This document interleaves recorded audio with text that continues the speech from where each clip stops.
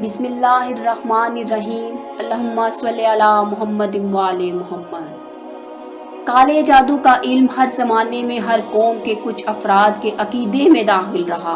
कदीम मिस्र के पुजारी इसी दावे पर अपनी इबादत और मजहब की बुनियाद रखते थे। चुनाचे कुर्बानियाँ जादू ही की बुनियाद पर दी जाती थीं। कदीम मिस्री, बाबुल, विदिक और दीगर रवायतों में देवताओं की ताकत का जरिया भी जादू ही को ख्याल किया जाता था। काला इल्म या काला जादू जिन्नों, देवताओं और बदरूहों के साथ ताल्लुक पैदा करने का जरिया है, और इल्म सफेद यानी सफेद जादू नेक रूहों और फरिश्तों के साथ मिलाता है। रमल, जफर, ज्योतिष और नजूम भी इसी की शाखें हैं, जो तो हम परस्ती पर मबनी हैं। हमारे यहाँ भी जादू कई शक्लों में पाया जाता है, मसलन तावीज, गंडे, जिन और भूत का चिमटना और उतारना वगैरह।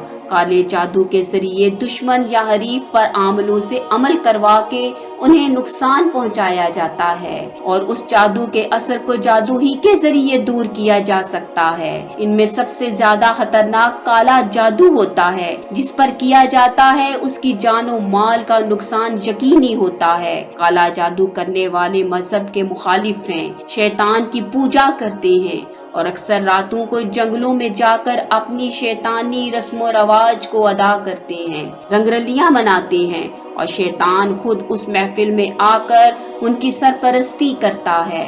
सिफली आमिलीन रात को वीरान कब्रिस्तानों में बैठकर बदरूहों को अपने कब्जे में लेने का अमल करते हैं। इनके अलावा सिफली आमिल छोटे बच्चों की ताज़ा लाशों को कब्रों से निकालकर या हिंदुओं के शमशान घाट में बच्चों की चिता की राख से महसूस अमल के जरिए कलवा की ताकत हासिल करते हैं, जिसका शुमार सिफली आलूम की खतरनाक तरीन जादुई कुव्वतों में होता है। कलवा की रफ्तार और ताकत जिन्नात से भी ज्यादा होती है। यही वजह है कि सिफली के जानलेवा अमल के लिए जादुई हांडी भी कलवा से भिजवाई जाती है। कलवा की रफ्तार इंतहाई तेज होने की वजह से हदफ से पहले अगर गलती से कोई और शख्स दरमियान में आ जाए तो जादुई हांडी टकराने से उसकी जान जा सकती है। बाज काले जादूगर कलवा को काली माता की फौज भी करार देते हैं। हिंदू धर्म के आलमों के मुताबिक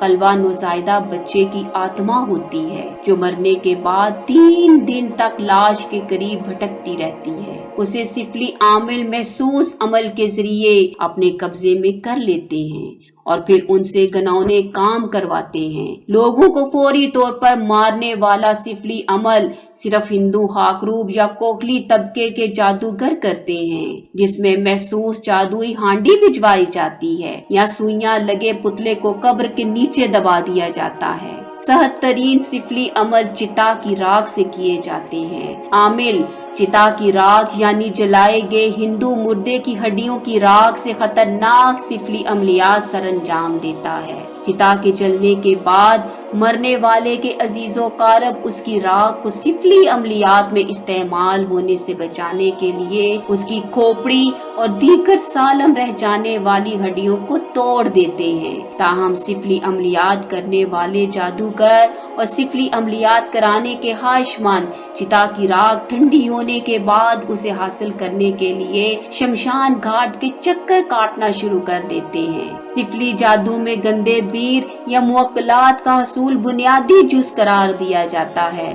चिता की राख से न सिर्फ सिफली नकूश तहरीर किए जाते हैं, बल्कि उसको मट्टी में मिलाकर उससे बनाए गए पुतलों पर सुइयां चुभोकर किसी मतलूबा शख्स को हलाक करने के अलावा जिस्मानी इज़ा और बीमारियों में भी मुब्तला किया जाता है। जबकि चिता की राख सिफली अमलियात का शिकार बनाए जाने वाले अफराद को घोल कर भी पिलाई जाती है। शमशान घाट में किए जाने वाले सिफली अमलियात में खवातीन को बांझ करने का सिफली अमल भी शामिल है, जिसके लिए ताज़ा इंसानी लाश का जिगर जलाकर उस पर तिलिस्मी अमलियात किए जाते हैं। सिफली आमिल चिता की राख पर शैतानी मंत्र पढ़ते हैं। ये राख जिस दुकान के सामने डाल दी जाए उसका कारोबार तबाह हो जाता है। इसी तरह जिस घर की तहलीस पर ये राख बिखेर दी जाए वहाँ नचाकी शुरू हो जाती है। काले जादू और सिफली आमलों में काली माई,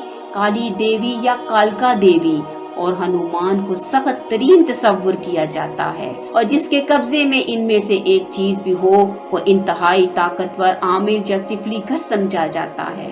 کالے جادو میں یہ سب سے سخت عمل کہلاتا ہے، کیونکہ کالی مائی کو بار بار جانوروں کی بھیٹ دینی پڑتی ہے تاکہ عامل یا اس کی اولاد پر سختی نہ آئے۔ بعض شیطانی عملیات کے ذریعے کالی ماتا تک پہنچنے کے لیے انسانی جان کی بھیٹ بھی دینی پڑتی ہے۔ کالے جادو کے عامل کالی دیوی اور ہنومان کے علاوہ شمشانک دیوی، کملا دیوی، پدمنی دیوی، لکشمی دیوی، موہنی دیوی، کالا کلبا، گنیش جی، دیوتا سروپ، ہما دیو وغیرہ کو تابع کرنے کے لیے عمل کرتے ہیں۔ جس کے لیے عمل کیا جا رہا ہو عموماً اس کی مورتی سامنے رکھنی پڑتی ہے۔ یہ عمل کسی دریا کے کنارے، قبرستان، کسی ویران مکان یا پیپل کے درخت کے نیچے کیے جاتے ہیں۔ کالا جادو کرنا اتنا بڑا گناہ اسی لیے ہے کہ اس میں براہ راست شیطان اور اس کی اولاد سے مدد مانگی جاتی ہے۔ جو منتر پڑھے جاتے ہیں ان میں اللہ اور اس کے رسول کا انکار اور ان کی شان میں گستاخی کی جاتی ہے، پھر ابلیس یا اس کی اولاد کو معبود یا مددگار مان کر ان سے مدد مانگی جاتی ہے۔ سخت ترین جادو میں تو نعوذ باللہ قرآن پاک کو الٹا لکھا یا پڑھا جاتا ہے یا حرام اور غلیظ خون سے لکھا جاتا ہے، جس سے شیاطین بہت خوش ہوتے ہیں اور اس جادوگر کے تابع بہت سی شیطانی بلائیں کر دی جاتی ہیں جو اس جادوگر کے کام آتی ہیں۔ کالا جادو عام طور پر بعض دین سے گمراہ مرد یا عورتیں اپنوں کو قابو کرنے یا انتقام کا نشانہ بنانے کے لیے کرواتے ہیں، مگر بعد میں جب یہی کالے علم کے شکار مریض اللہ تعالیٰ کے نیک اور پرہیزگار بندے قرآن مجید کی مدد سے کالے جادو کو ختم کر دیتے ہیں۔ بے شک اللہ کا علم ہی حق اور طاقتور ترین ہے، اور شیطانی علم یعنی کالا جادو بہرحال ریت کی دیوار ثابت ہوتا ہے، اس لیے کہ وہ باطل ہے۔ اللہ کریم ہمیں ہر قسم کے جادو ٹونے سے محفوظ رکھے۔ اللہم صلی علی محمد و آل محمد۔